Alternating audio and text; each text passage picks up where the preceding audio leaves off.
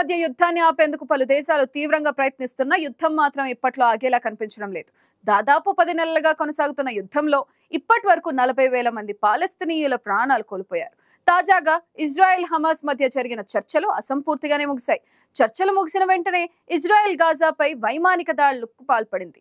ఈ దాడుల్లో ఒకే కుటుంబానికి చెందిన 18 మంది ప్రాణాలు కోల్పోయారు. మరోవైపు ఇజ్రాయెల్పై దాడి చేయకపోతే దైవాగ్రహానికి గురికాక తప్పదని ఇరాన్ సుప్రీం లీడర్ ఖమేనీ చేసిన వ్యాఖ్యలు ఇప్పుడు ఆసక్తి రేపుతున్నాయి. దీంతో త్వరలోనే ఇజ్రాయెల్పై ఇరాన్ దాడి చేయబోతుందనే సంకేతాలు వెలువడుతున్నాయి.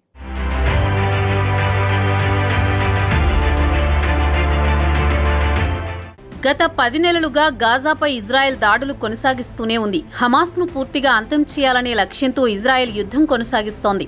ఈ యుద్ధంలో ఇప్పటివరకు 40,000 మందికి పైగా ప్రాణాలు కోల్పోయారు. దీంతో పలు దేశాలు కాల్పుల విరమణ కోసం తీవ్రంగా ప్రయత్నిస్తున్నాయి. తాజాగా దోహాలో ఇజ్రాయెల్ హమాస్ మధ్య జరిగిన కాల్పుల విరమణ ఒప్పందం అసంపూర్తిగా ముగిసింది. దీంతో ఇజ్రాయెల్ హమాస్ యుద్ధం ఇప్పట్లో ముగిసేలా కనిపించడం లేదు. కాల్పుల విరమణ, బందీల విడుదల కోసం అమెరికా, ఖతార్, ఈజిప్ట్ మధ్యవర్తిత్వంలో దోహా వేదికగా 2 రోజుల పాటు జరిగిన చర్చలు అసంపూర్తిగానే ముగిశాయి. చర్చలు నిర్మాణాత్మకంగా సానుకూల వాతావరణంలో సాగినట్లు ఆ 3 దేశాలు సంయుక్త ప్రకటనలో తెలిపాయి. తదుపరి చర్చలు త్వరలో కైరోలో నిర్వహించనున్నట్లు తెలిపాయి. తాము ప్రతిపాదించిన ఒప్పందానికి ఇజ్రాయెల్, హమాస్ ప్రస్తుతం సూత్రప్రాయంగా అంగీకారం తెలిపాయని కూడా వెల్లడించాయి. హమాస్ అధికార వర్గాలు మాత్రం ఆ ఒప్పందం తమకు అంగీకారం కాదని చెబుతున్నాయి.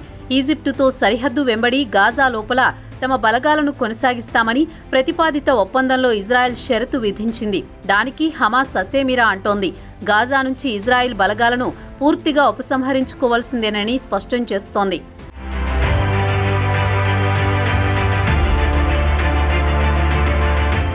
చర్చలు అసంపూర్తిగా ముగిసిన వేళ గాజాపై మరోసారి భీకర దాడులు జరిగాయి.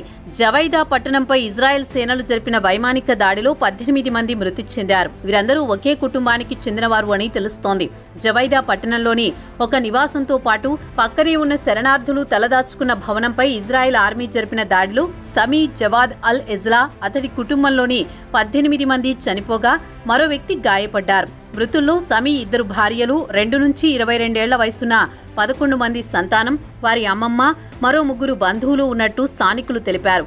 ఇజ్రాయెల్ నుంచి గాజాలోకి చేపలు, మాంసం తరలించే ప్రక్రియకు సమీ సమన్వయకర్తగా వ్యవహరించేవాడని, చాలా మంచి వ్యక్తిని చెప్పారు. ఘటన సమయంలో 2 భవనాల్లో కలిపి 40 మంది వరకు ఉన్నట్టు వివరించారు. ఇక లెబనాన్లోని నాబాతీహ్ ప్రావిన్సులో జరిపిన మరో దాడిలో ఓ మహిళ, ఆమె 2 పిల్లలు సహా 10 మంది ప్రాణాలు కోల్పోయారు. మరో 5గురికి తీవ్ర గాయాలయ్యాయి. హిజ్బుల్లాకు చెందిన ఆయుధ నిల్వ కేంద్రాన్ని లక్ష్యంగా చేసుకుని దాడి జరిగినట్లు ఇజ్రాయెల్ తెలిపింది. తీర ప్రాంత టైర్ నగరంలో జరిగిన దాడిలో ఓ హిజ్బుల్లా కమాండర్ను హతమార్చినట్లు ఇజ్రాయెల్ వెల్లడించింది. సెంట్రల్ గాజాలోని మాఘాజీ శరణార్థి శిబిరం పరిసర ప్రాంతాల్లోని పాలస్తీనియన్లు వెంటనే అక్కడి నుంచి సురక్షిత ప్రాంతానికి తరలి వెళ్లాలని అధికారులు ఆదేశించారు.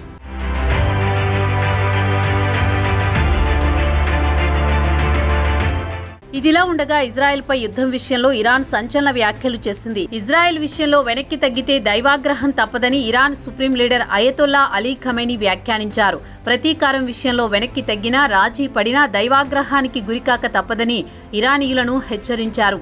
ఇరాన్లో హమాస్ అగ్రనేత హానియే హత్యకు గురైన తర్వాత ఇజ్రాయెల్, ఇరాన్ మధ్య పరిస్థితులు ఉద్రిక్తంగా మారాయి.